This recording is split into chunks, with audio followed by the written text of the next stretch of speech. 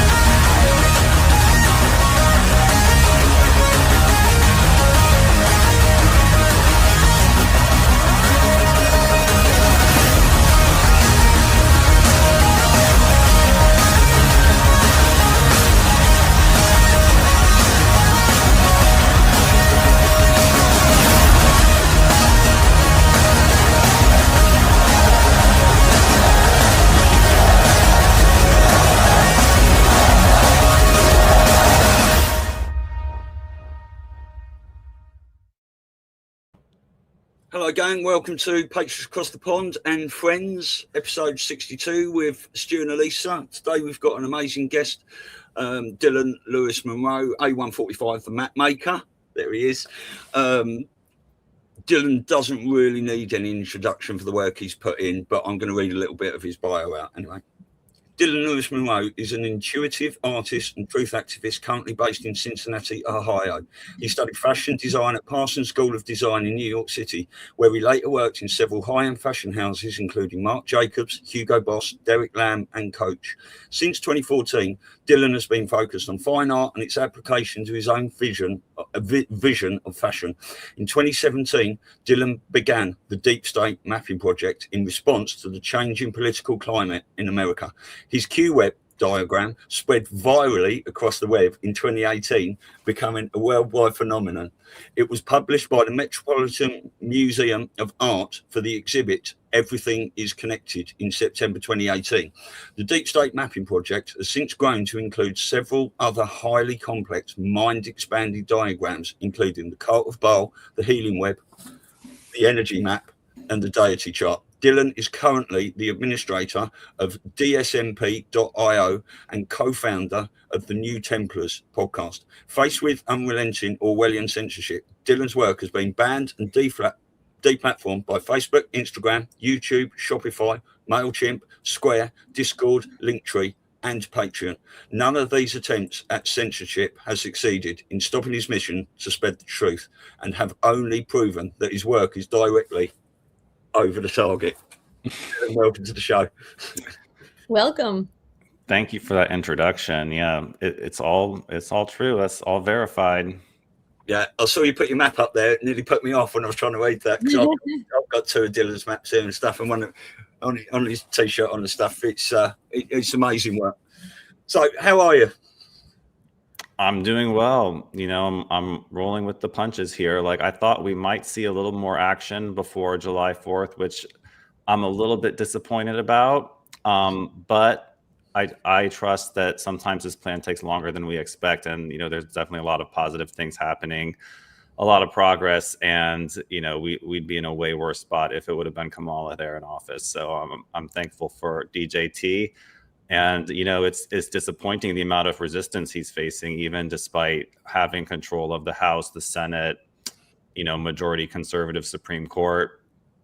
To me, my real revelation over the past year has been really understanding how corrupt the judicial system is.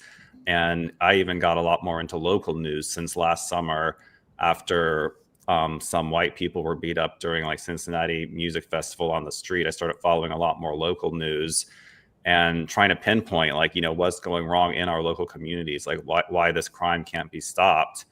And I think it comes down to a lot of it is the judges, to be honest. And, you know, we're waiting for this big decision from Supreme Court on birthright citizenship, which could break at any time during this video. I'm not sure if we'll be following the news live during the video, but it's really this corrupt justice system and these corrupt judges. And, you know, it's like, how do these judges even get in office? It's their names appear on the ballot without their political affiliation, and people don't do any research, and so it's like, who's really picking these judges that are really controlling our whole society in a lot of ways? Yeah, that's a really good point. And well, that's what we're finding out. You say how. Well, now we're finding out how. Now we're finding out how they get on there, and it's all about selection, not honest elections. But I want to just make one comment before we move on. You said something about like how there seems to be so much resistance and fighting, against what Donald Trump is doing, and I have to wonder how much of that is real at this point and how much of it is staged, because we know what was, like this could be the playing out of what really was going on and all of that. And I also think that when we say like we're expecting a lot, before the 4th and leading up to the 4th, we don't really know, that we've heard that it's like 80% is behind the scenes and 20 is what we see. So, somebody could be getting an ass whooping right now that we don't know about, and something could be going down. So that makes the big difference, but we just aren't going to see that for a while. So I think as Patriots, we just have to, at this point, trust and look at all the progress that has been made. I mean, I always point to a small one. For years I was, an animal activist, and, like, how could you harm an animal, similarly to children, right? But animals were really important to me. And now they passed, there's an executive order, and, they're protecting the vulnerable, right? They're pulling the animals out of the lab. So you got to say, if that's happening, that small piece of it that doesn't even have to do with humanity per se, there's so much more that we know is in place already. And I think that's what keeps us going, right? Yeah.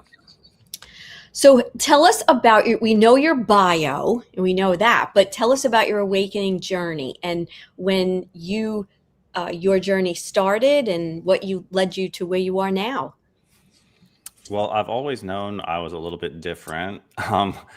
Like throughout the 90s, I was really into aliens and Star Wars, and just really forward thinking about, how our whole civilization is structured. And I think one big awakening moment for me was watching The Matrix. Was like, wow, everything could be like a simulation. Everything could be wrong. And that's still one of my favorite movies of all time. But my big red pill moment came after I had gone to college and moved from Cincinnati to New York to go to college, Parsons. And I was living 2 blocks south of the pit of the World Trade Center. And they were in the process of building the new World Trade Center 7. I had Googled World Trade Center 7 at that time, and Google was a little bit less censored back then. And what I actually found was, conspiratorial websites about how it was implausible that that building had fallen on 9/11, due to fires. And so that very rapidly led me down the rabbit hole of CIA operations, Freemasonry, pretty much, biological warfare, pretty much everything you see on a QWeb. Around that time, I became aware of most of it. There's a couple other things that I filled in the blanks later on. But at that time, I was red pilled. That was back in 2005. So I've really been red pilled since 2005 and researching all of this. And I was doing a lot of research back then. I even back then created one of the earliest Facebook groups named InfoWars. And it wasn't trying to like steal real InfoWars' thunder. It was just, that's what this is. This is an information warfare. So I created a Facebook group called InfoWars that it was my first sort of social media project that got like 1,000 followers, which was like a big deal back then in 2005. I mean, Facebook was very new back then. Yes. And, I quickly realized like the resistance that you get for speaking the truth. Like I shared it with a bunch of my high school friends, and they were like offended, that I'm trying to expose government corruption and secret operations and conspiracies like that. So that's when I realized early on that speaking the truth came with the price of, social isolation in a way. And I persisted with that for a while, but then that was during the Obama years. And it was after that plane crash that killed one of the 9/11 widows who was trying to fight for truth on 9/11. She died in a plane crash. like right after she met with Obama, and it seemed like a kind of like a targeted killing. And that kind of made me a little nervous. I pulled back a little bit. I removed myself from that Facebook group, and I kind of went underground again for a while. I went back in the conspiracy closet, so to speak, for a while, and was just brewing in there until Trump came along. And when Trump was running in 2016, the moment he went on InfoWars and talked to Alex Jones, I was like, this guy's different. I was like, we would never have had in history a presidential candidate that would speak to Alex Jones. And so I was like, this guy is something else. But I didn't think he was going to win. I thought it was just like a guaranteed Hillary was going to win. So I didn't even vote for him in 2016, which I kind of regret, but it got the job done in the end. I voted for actually Jill Stein in 2016, who I realized later was Jewish, and like I would never vote for her again. But so Trump got in, and on his first day in office, on the day of the inauguration, I started just kind of basically like working for him, working for the mission of exposing the truth. Thinking that we have a president now that is speaking the truth, is against a lot of what's been going on. And I felt like it was, while I felt unsafe under Obama spreading this type of information, under Trump, I was like, it's now or never. I was like, I've always wanted to share this type of information. I'm going all in, like I'm going balls deep into like exposing myself as a conspiracy theorist and putting this information out there. And so I started that like on day one of his administration. That's why the secondary code name for my project, which is Deep State Mapping Project, which is now dsmp.io. The early code name for my project was Project 1 2017, because that's when it all started, was the day of his first inauguration. And, my favorite quote of his is still the quote from the first inauguration speech, in which he said, we're at the brink of a new millennium, ready to unlock the mysteries of space, cure the misery of disease, and unlock the future energies and technologies of tomorrow. Something to that extent. I don't have the exact quote memorized, but I think you guys probably remember that, because it was one of the most memorable quotes. And seeing the military behind him that day on the inauguration day was like, this is something different. I mean, even the most hardcore libtard cannot explain to me why all those military men came and stood behind Trump that day on his first inauguration. And that was the announcement to the world that this is not even just a normal presidency. This is some kind of a military operation, a coup d'etat against the deep state. And of course, they have met a lot of resistance, like I said before, but we're clear, like the timeline has clearly shifted since that moment in history. And even throughout the Biden years, it took a while for a lot of us as conspiracy theorists to rationalize the Biden years. But in retrospect, it makes perfect sense to me that people were not quite ready. You saw the level of Antifa activation and resistance during those BLM protests during COVID. You saw the level of brainwashing also during COVID of people that just went along with it and didn't question anything. And so, to me now, the Biden years do make sense of it was an exposure operation. You can't tell the people, you have to show them. Right. And I think, we did make progress then. And this is where we are now. We're back in Trump term 2. I think the first year went pretty well with a lot of exposure as well. So it's really the exposure phase. And then I think we are slowly moving into like the execution phase. So that's my red pill journey thus far. And, in terms of map making, we started with the Q Web, as many of you guys know, the hidden history mainly focused on CIA operations and going back into the origins of the CIA. And then since then, we've expanded to so many other topics, exposing truth in different areas, from health and healing to energy and technology to ancient history. And our latest one, all about sovereignty and personal freedom. And different iterations on those subjects. I'd say those are the main overarching subjects. Oh, and then finance, the Jassar map, which you see a little further to my right here. Jassar map's a big one. So looking into finance. I got into crypto myself in 2021. A little bit late, wish I had jumped on the 2018 bull run, but, still early overall, I would say. And I'm a big XRP, XLM investor and enthusiast. And so, yeah, we get into everything. I'll throw it back to you guys, but then I'll pull up later a little illustration of an overview of all our infographics here at DSMP. Yeah, we'd love to see it. I just want to ask one question. When you talked about developing the map, so how does that process work?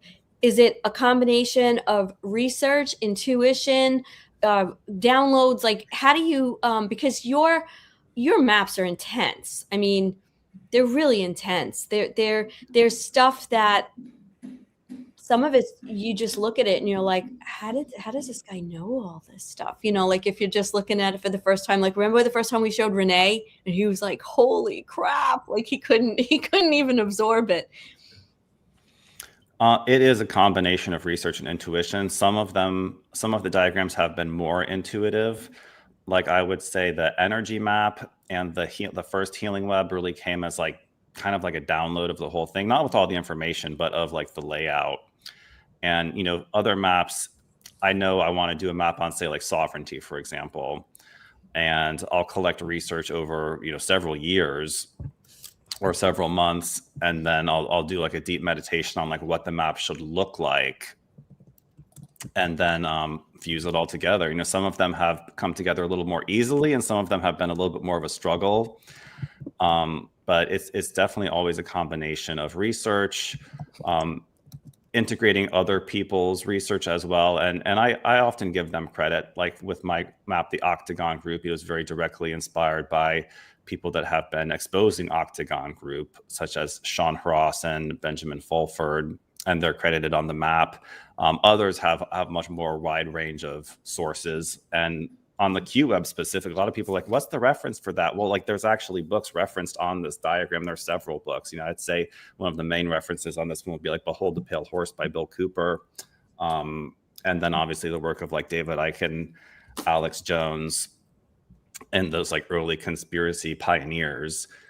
But, you know, I do a lot of research and I combine a lot of other people's research. And that's really what I did also with, you see behind me it was blocked by a plant, but I have it right here as well. The World Hierarchy Pyramid. Yeah.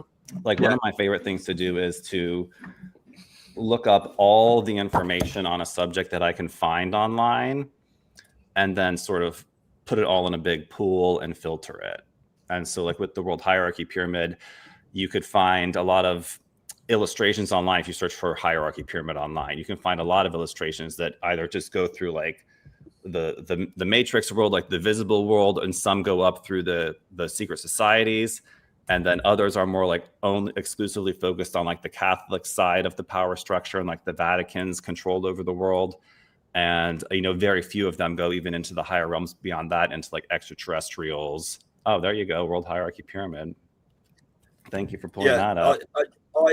Well, I just want to say to people, because you showed up a couple of small things there. I mean, people have seen these before, but I've got a couple of your 36-inch posters there. That's the Q map and the healing web, which is amazing. But I did buy the hierarchy pyramid download off you, because it is just, when people say, why is it taking so long? Right, it's just, you have to look at this for potentially all these secret societies and what has been going on. The details in these are beautiful. And I mean, you even do tapestries as well, Dylan, don't you? That are, you know, massive to go on the wall. Yeah, we have almost everything in at least 3 sizes. We have the handheld size, which I've been holding up here, 8.5 by 11. Typically you get it laminated or non-laminated for durability. And then the poster size, which you see behind me, which most of our posters are 24 by 36. And then the ultra big tapestry size, which you got to be bold to get the tapestries. But you know, you can also use them as like beach blankets or like park blankets, and bring the red pill on the road, which is really fun. And the tapestries have been the funnest for me, like at events. Like we just did an event last month where it was my first 10 by 20 booth. Normally I've only done 10 by 10 booths, but we did a 10 by 20 booth outdoors and hung up all our tapestries, like 2-sided all around this double tent. And I mean, it was a powerful display. A lot of times, I don't know if it's just the weather, but a lot of times when I hang all my tapestries up outside, like it literally creates like an energy vortex, and the wind picks up so much that they start blowing down and blowing away. and I need to do more outdoor booths because there was a way to like clip them so that they don't blow away so much, but it definitely stirs up some energy. And I'm looking in the future to do more sort of like public displays like that. Like I have an idea to do a tapestry display in the park down here and get like some really cool drone footage. And ultimately, what I would really love to do with my infographics is to get commissions by the city to do like public murals.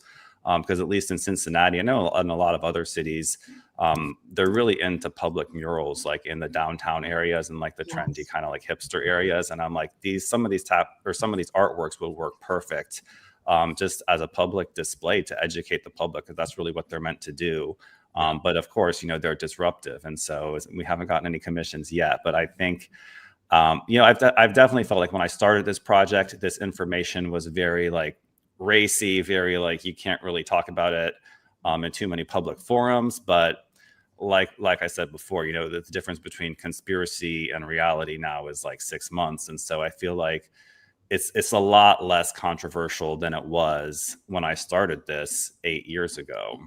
And so I think we are slowly working towards like these being more publicly accepted. But there may always be portions of these diagrams which people are like, oh, we can't really display that on like a permanent public place. But I think we'll get there eventually. And so I feel like I'm ahead of the curve by several years with this project, and it's been a little bit tough making it work as a viable business with that being the case.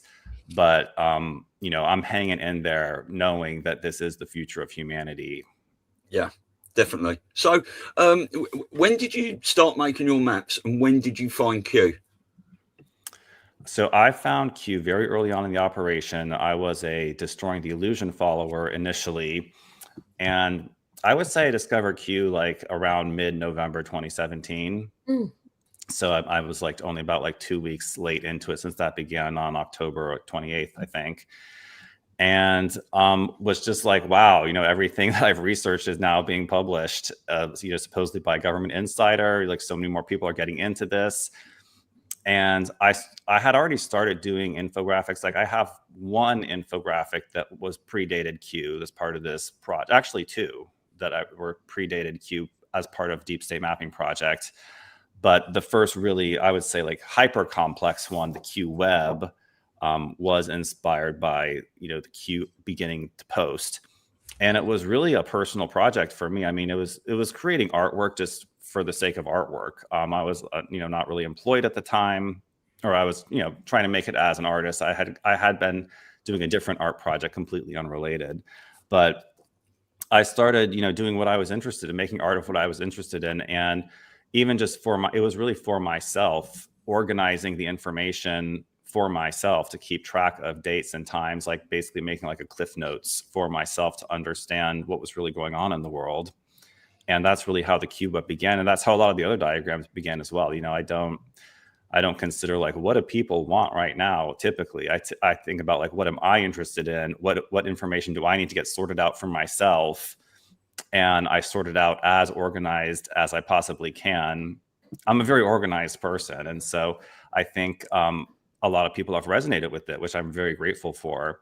When I shared the Q Web, it went more viral than anything I've ever posted online. I shared it first in Destroying the Illusion group, and it obviously spread everywhere, and even got picked up by several like mainstream media pieces, not crediting me, of course, but including the Metropolitan Museum of Art was like the big affirmation that people are able to reverse decode my infographics, which is a really important part of infographics, that if you create it like for yourself, other people have to be able to understand it. Right. And so, a lot of my infographics come with like a little instructions on the back. Like the Q Web has always had this little how to read the map thing. But the idea of them is for them to be organized enough so that the layman can just look at it and hopefully pretty much understand it. Some of them you do have to read a little bit of instructions on how to read the map. But to be honest, compared to other people's infographics I've seen, mine are a lot more user-friendly.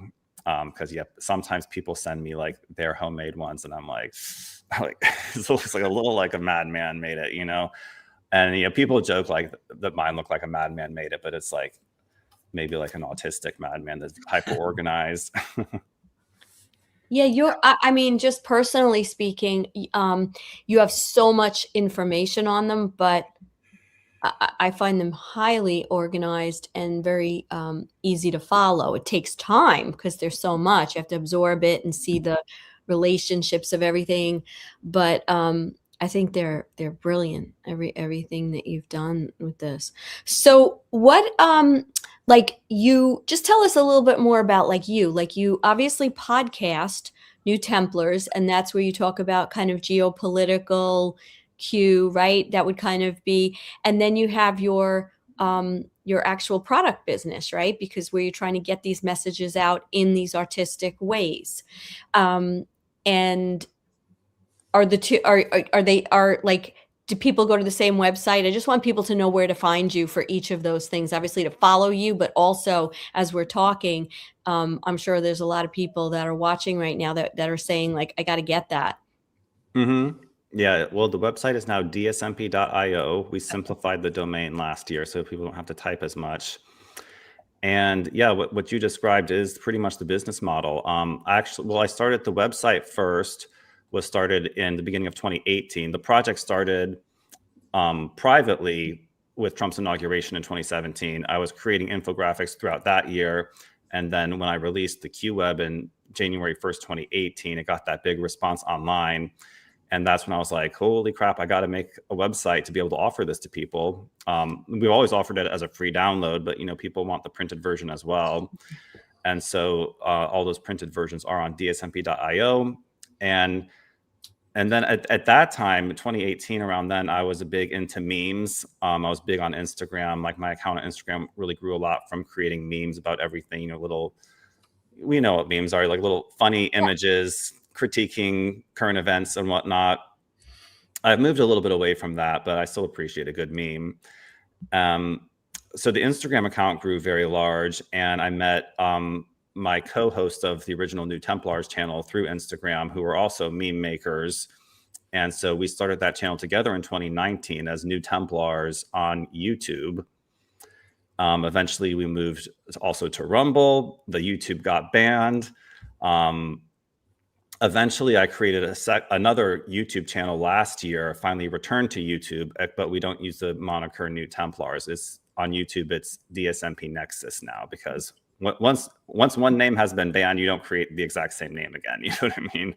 Yeah. And so I have a Rumble channel actually for Deep State Mapping Project as well, which is more focused on the diagram explanations and my presentations that I give at expos. And so I have two Rumble channels, one YouTube channel. It's a little bit because of all the bannings and stuff, it's gotten a little bit confusing, but I have I've been banned on Linktree too. So I don't have a Linktree, but I have a link page that's now on beacons.ai, which I actually just created that like 2 months ago because my other link page went belly up. And so I have a link page where you can find everything, all the social media links and where I'm at. And yes, we do the videos, primarily I would say current event updates, but I also really like to do specific topic videos and report on like the downloads I get in meditation as well.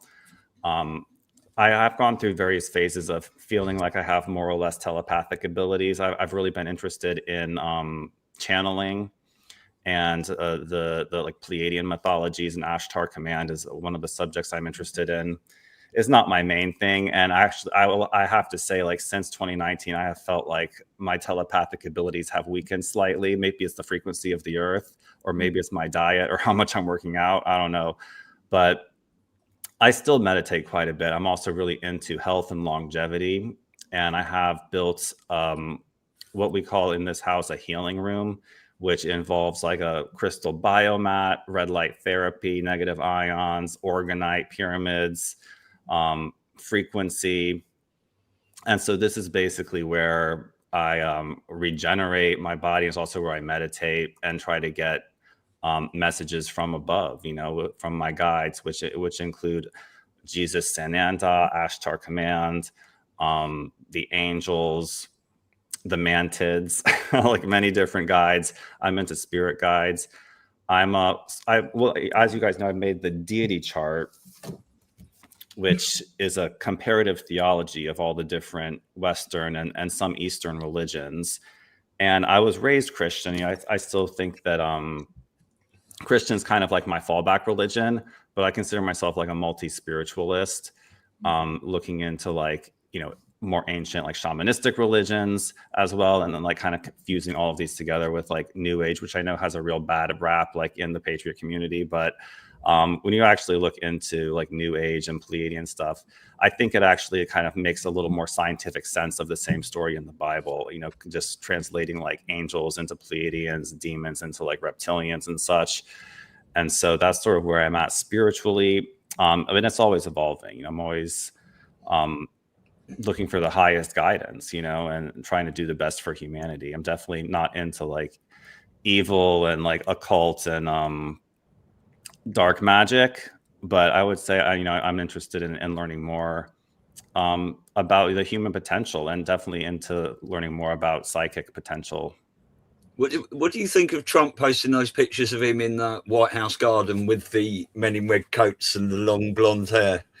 I mean, that was my favorite point of the year so far. It was like the ultimate confirmation.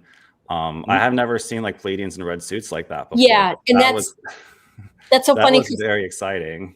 Because Simon Park said, you know, if you follow him or you ever read, because Stu and I are very much about everything, you know, like you listen to everything, you have an open mind about everything. You know, some people are like, oh, I don't listen to that one and I don't like that one. But I feel like there's a reason and a purpose for everybody's message, and you need to kind of discern it and take it in. And maybe there's a small aspect. But in any case, Simon was saying recently that the Pleiadians don't wear those bright colors, and that, you know, it's not like these guys were walking around in those red suits. You know, it's like you said, there's more messaging there. There's more comms that are involved. But the point is this whole idea of New Age. We had a podcast a couple of weeks ago with Razor Rick, and we were saying how New Age is old age. Like it really is. It's just, I think a lot of the religions knew that there was some very important answers and some very important information for us to grow spiritually and consciously, that they tabooed it, you know. And I feel if anything is sort of tabooed, except for maybe evil, you know, and darkness, there's more of a reason for us to look at that, because there may be some answers in that for us to be able to become all that we can be. And we know we've been, you know, held back and held down for so long. So I love what you just said and your approach. Well, I think a lot of the stigma goes back to that last portion in the Bible that says, you shall not add or subtract anything to this. But, you know, then you go back to the Old Testament, and well, I haven't actually, I can't quote you like the final chapter of the Old Testament, but it probably says something similar. And so it's like every religion kind of caps itself with like, never change this. Like you can't add to this or subtract from it. Because I think ultimately most religions are a tool for like societal control and in a way domination. And in a way, I think it's important and necessary for people to have a common moral framework so that we're not all, you know, running around being cannibals and murdering each other, which is a problem with third world immigration.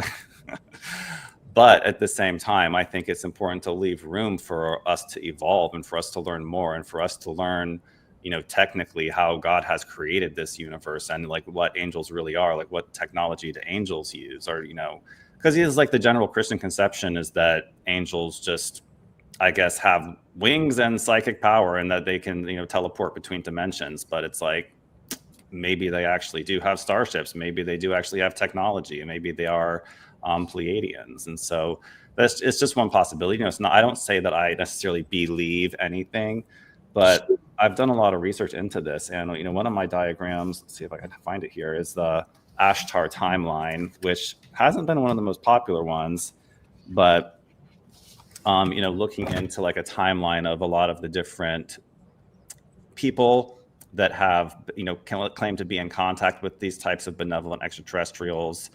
And I've even taken the chance to go to Giant Rock in Landers, California, which is where like the initial contact was made that developed this mythology about Ashtar in the 1950s. And that's where they hosted the UFO conferences from the 50s through the 70s. And so it's, this has also been a journey into like conferences and like looking into like Conscious Life Expo and Contact. I've never been to Contact in the Desert, but like different alien expos, and just learning as much as we can about the universe, because clearly UFOs and aliens are a phenomenon that's integral to this whole conspiratorial view of reality. But what's the truth and what's the fiction? What's their intentions? And when Trump posted that picture of, I would call that the Nordics, because Pleiadians, I would say, are usually a little bit more tan and wear blue, but in red, maybe we call them the Nordics, or maybe they're they could also be Agarthans or Hyperboreans, inner Earth civilizations, which I do entertain those types of theories. The fact that he put out that meme on the same day that Disclosure Day came out, which I did see Disclosure. I haven't made my own video for quite a few weeks. It's been like at least 2 or 3 weeks since I made my own video, but I had notes to start talking about Disclosure Day and give a review of that. But I did see Disclosure Day, and it seemed like a very dated, like kind of like cabal-oriented version of disclosure, that made no mention of reptilians or Pleiadians or mantids for that matter. And, was really just focused on the narrative of like Roswell and the Greys. And the way they depicted disclosure in that movie, I hope that's not how it goes down, because it was so haphazard. That would cause panic. That would cause riots. That would cause stampedes. And for people to jump off buildings if disclosure was done in that fashion of just, blaring it out on like the evening news randomly without even any description. Like the news anchor, like failing her words of seeing this footage that she wasn't prepared to watch. But I think, Trump put out that image of the Nordics on the same day to sort of be like, like maybe like those ugly little Greys aren't the only extraterrestrials out there. And I think that's really important to understand. That's a really good point, because I'm sorry, Stu, because we've been so inundated with the Grey as the alien, right, since Roswell, that we take for granted that that's not all there is, because we've done, research and we're open-minded and we explore this. But most people have no idea. Most people don't even think they exist, right? The average person, right? But the people who do, I think that's what they think. And we know from what we've heard and from contactees and that sort of thing, there's so many civilizations, that potentially we may even have a lot of their DNA, that we're part of. So yeah, that's a really great observation. Yeah, I just wanted to say that obviously nothing Trump does is random. Nothing. Everything has meaning. Everything, every letter missing, every spelling mistake, all these things, they're not mistakes. Yeah, so it's great. Now, I know, Dylan, you've also done a lot of research into Jasara, haven't you? And along those lines, XLM and XRP and stuff. If you'd like to talk about that for a bit. Yes, Jasara is one of my favorite subjects, and I created the Jasara map in 2022. Immediately after I learned that Russia had gone back to the gold standard with their ruble. And I'm still eagerly awaiting for America to make a change in our financial system to, switch from the Federal Reserve debt note back to like a gold-backed currency, because that's one of the main tenets here to really make this like a global operation. The Jasara map is one of the more theoretical diagrams that I've done. Most of my stuff is like, I try to get it like confirmed with the QWeb. It was really oriented around declassified CIA operations that, were officially disclosed like in the church committee hearings or disclosed in other ways, like by official channels. Also noting like, whistleblowers as well, that things aren't like completely officially disclosed. But the Jasara map is the one that kind of treads into more like future timelines. And it's more about, this is the plan we would like to see. This is the plan that we think may be the White Hat's intention, but it's not set in stone. And so there are elements of this that may change. But one of the main things here was the 20 tenets of what is thought to be the original NESARA legislation that was actually supposedly moving through Congress at some point, like in the late 90s, and then got aborted on 9/11 with the destruction of the Twin Towers.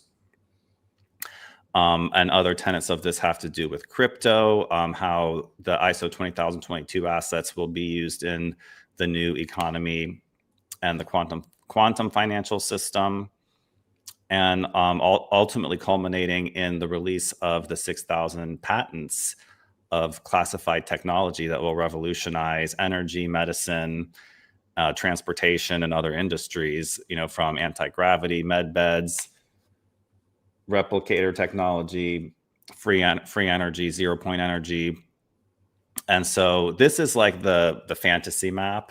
But I think, it's important to dream big. It's like there's a lot of black pillars out there that are just like the whole world's going to hell. Like we're going into, I guess they think we're going into like a Mad Max scenario. But I think, we're in control of our own destiny in some ways. And so I think it's important to at least put it on paper and spell out what we would like to see happen, even if it's not guaranteed to happen. But in terms of the crypto, we've received a lot of confirmations that this is the direction we're going in, from the Ripple lawsuit ending in their favor, to Brad Garlinghouse sitting on Trump's White House crypto panel, right, to even the most recent announcement that I talked about a couple of videos back of the DTCC announcing that they'll be integrating XLM to basically tokenize all the assets that go through their service.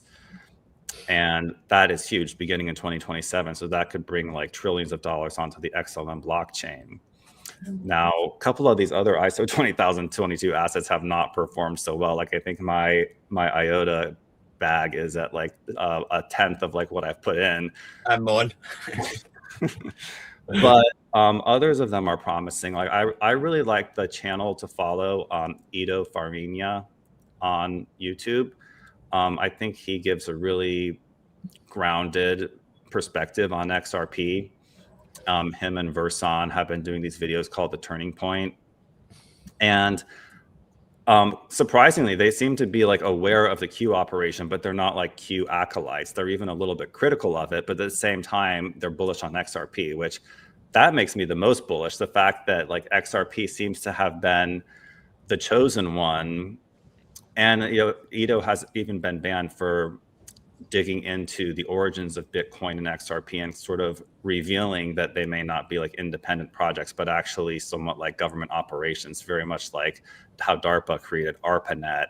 And a lot of our big tech giants ultimately stem from government funding and not garage projects of entrepreneurs, like we're told, that Zuckerberg and Bezos are not like self-made men necessarily, and Elon Musk, but that they are representatives of government projects that have been moved to the private sector, for logistical reasons.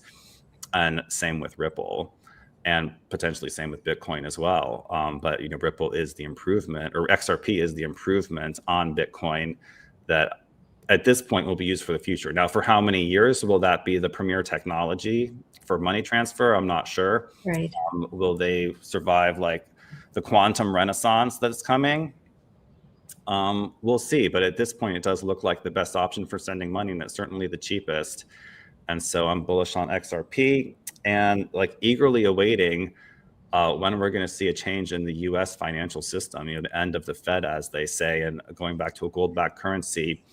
And it's definitely interesting to note that the actual Federal Reserve building in DC has been completely coated in tarps for, years now, doing this supposed like multi-billion-dollar renovation.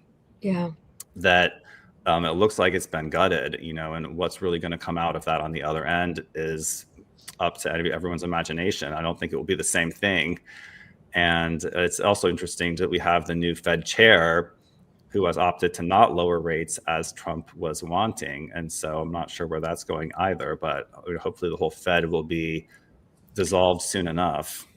Yeah. Well, I mean, listen, I am no expert on any of this, although I started looking into Nasara, gosh, a long time ago, and that was one of the first times that when I read a story about how it was Clinton's clone, like I was a little freaked out, when I was hearing all this, and that's the one they put this gun to the head and all this to get him to sign it. However, I really am of the belief that everything is pretty much gone. It's just the official rollout, like you say, where people know. And I use very simple ways that I think there's no way that we are not on the XRP ledger at this point, because I mean, there's a lot of signs, but I just look at my own little world where I have an assistant in the Philippines. And 3 years ago, it was taking 4 or 5 days for me to transfer my money to her, and now it's instantaneous and there's no fee. What is that about? So it makes me wonder, it's all kind of happening, but there hasn't been an announcement. And I think it's like everything else with disclosure, everything has to be put in place. And the infiltration that might have been happening has to now, reorganize, if you will.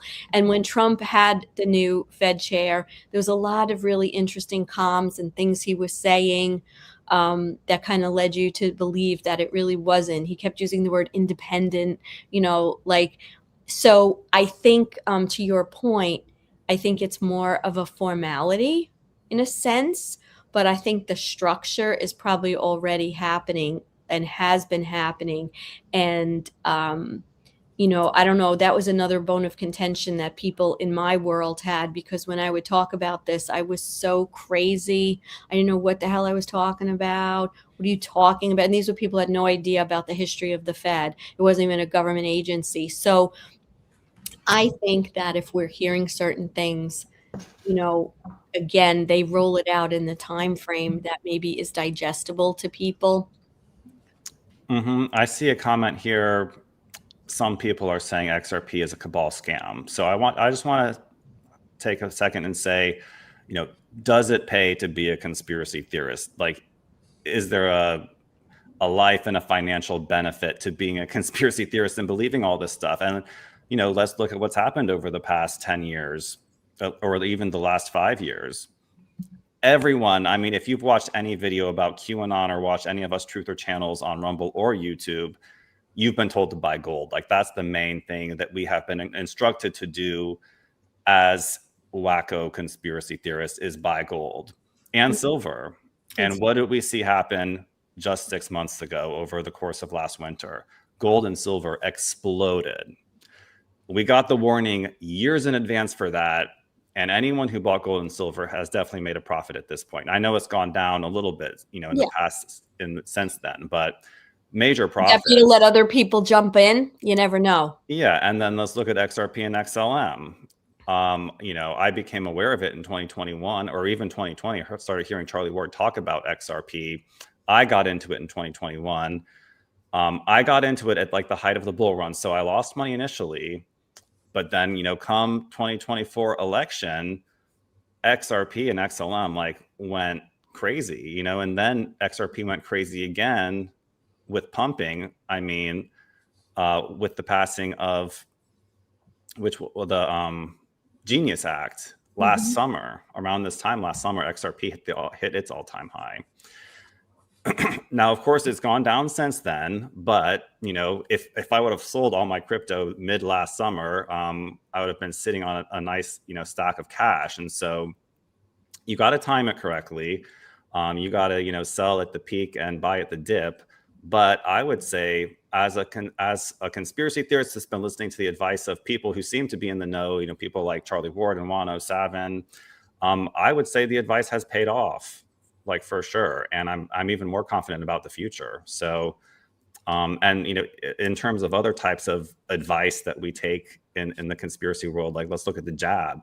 Everyone who is into health and wellness and was looking at My Healing Web back in 2021 would have known, anyone with half a brain would have known, that this untested jab is going to cause terrible side effects, and which it has. And so, I mean, I'm very grateful that the side effects haven't been worse, because there was people saying, when that jab came out in 21, everyone that took that jab would be passed away within, 5 years or so. And now we're definitely 5 years out, and thankfully they aren't. And hopefully they'll survive, a 10 and just live a normal life, that, not all those jabs were so bad. But there was definitely a lot of side effects, and all us conspiracy people who, didn't trust Western medicine at that point, it has proven beneficial. And now I do know that there are times when Western medicine is necessary. when it's the last resort.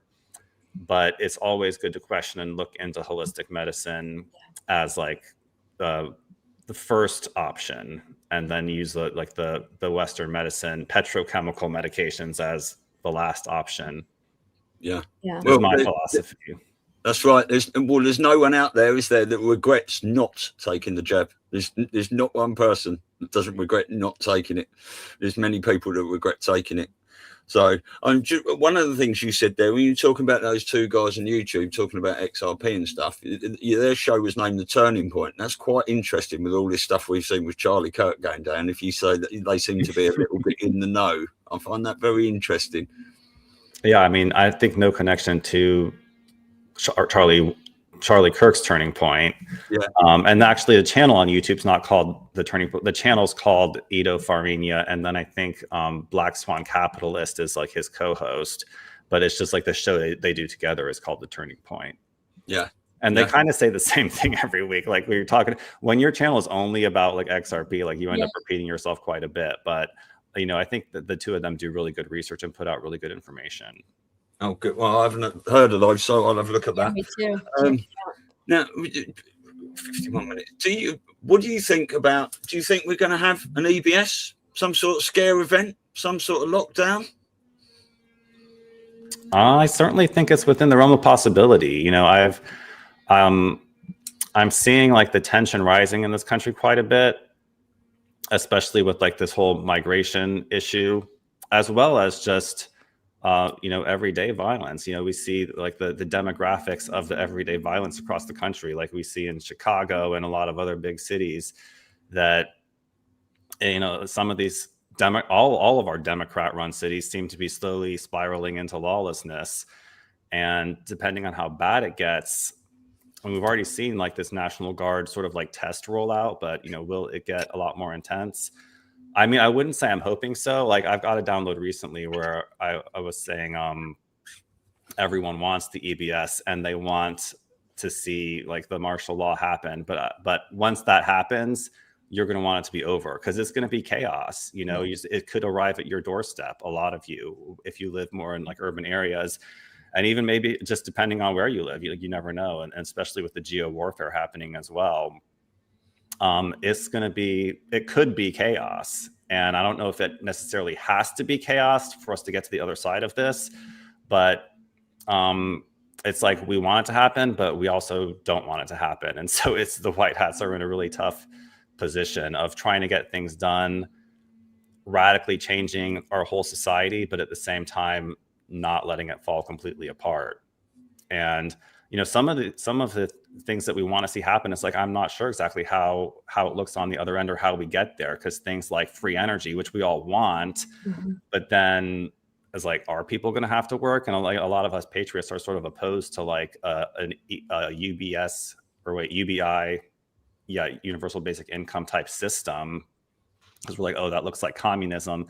Like that wouldn't work with a corrupt government. But if we can clear out the corruption in our government, like would that work?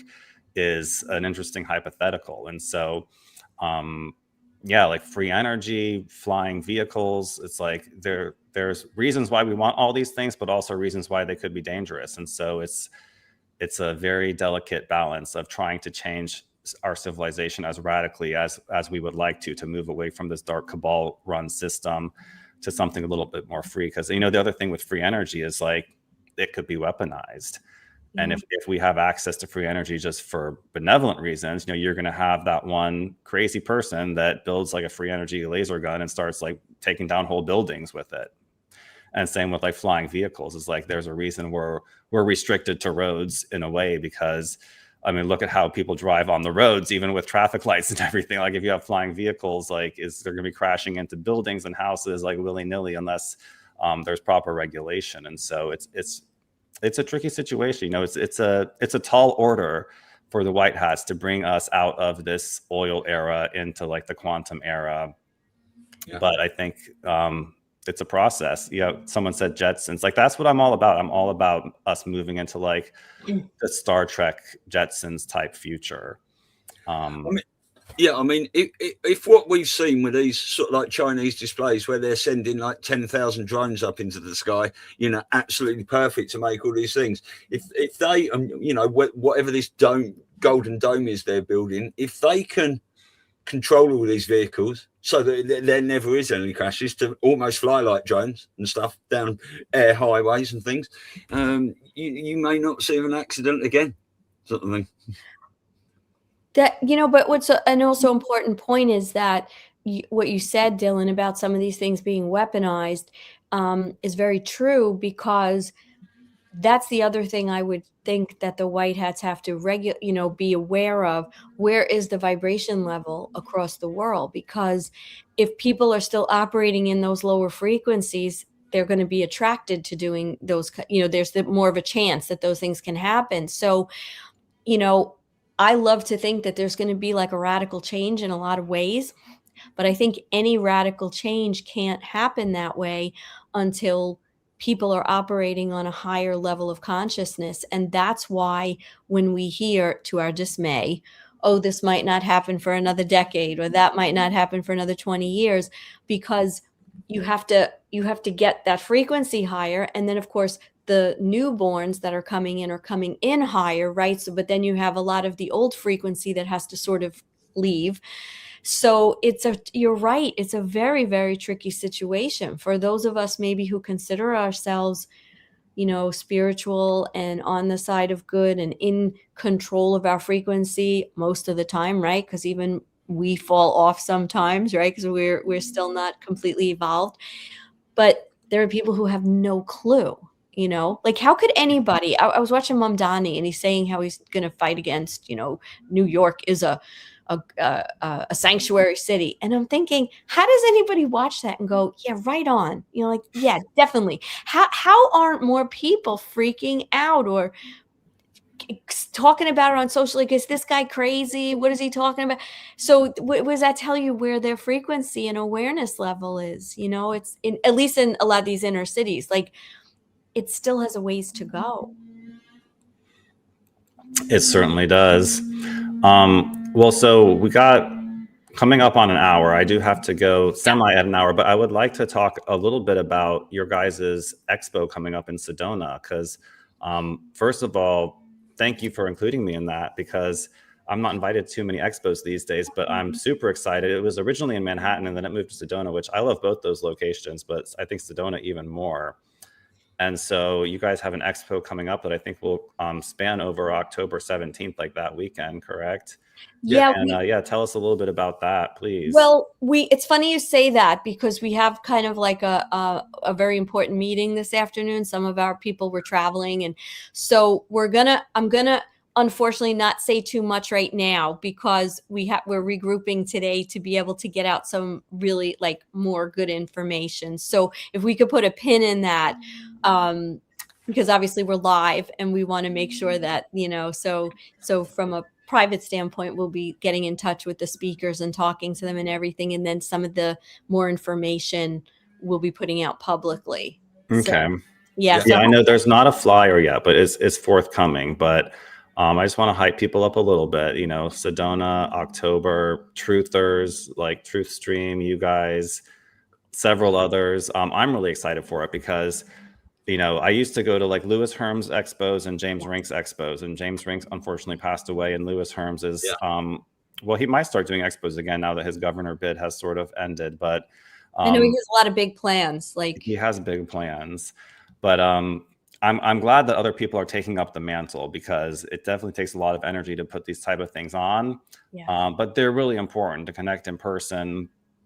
And I think like they really push like the envelope forward, and it's like people interconnect and merge ideas, and things come out of these that are unexpected. Like my whole YouTube channel came out of my first Conscious Life Expo of meeting Deep Time and Veil Removed, who became my co-host. And so you never know what's going to come out of these meetings of the minds. And Sedona too, very energetic place. Like I visited there several times and has been integral to my whole awakening experience. And so I think to do a truth or Q oriented expo there will be truly epic. And so yeah, eagerly awaiting like the details on that. I have a friend that's already made a reservation in Sedona for that weekend. Oh, So wow.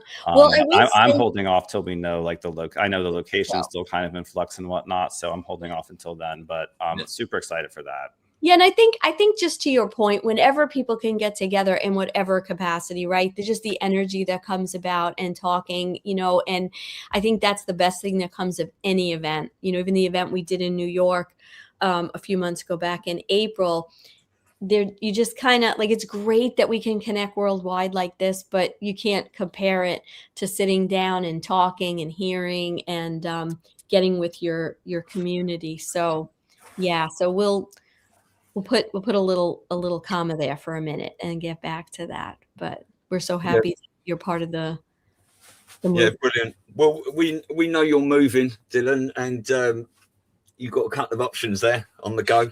So thank you so much for coming on the show. Great information, great hour that, and everyone go to Dylan's website and if you haven't got any, have a look at these designs because they are stunning. That's why I've got a few here and a few downloads and things. But yeah, thanks, Dylan. Thanks for everything you do too, and you have done for this movement. It's so valuable and so important. So thank you. Well, thank you guys for having me. Thanks for joining the movement as well publicly, and even getting involved with putting on events, and looking forward to this. And hopefully we'll have a lot more to celebrate by October. Yes.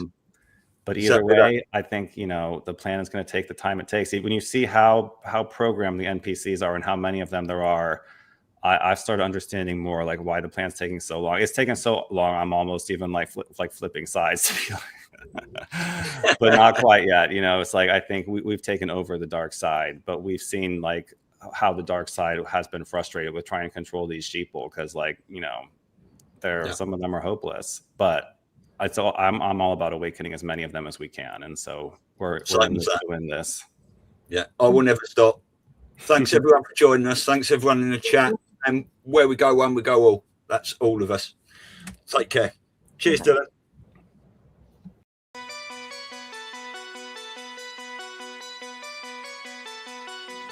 This is the difference between the power of our Creator and anything else, particularly evil. That you can go into a pitch black room full of evil, full of darkness, and light a little candle, and instantly that darkness flees. But you can't do the opposite. You can't go into a well-lit room full of truth and wisdom and righteousness and joy and health and harmony with the universal power. And you can't take any amount of darkness and go into that well-lit room and have any effect whatsoever. That is the metaphor which I frequently think of when I think that I'm not empowered. It is the greatest lesson for me, and I think for everybody else, to know that we're on the winning side and that we win in the end.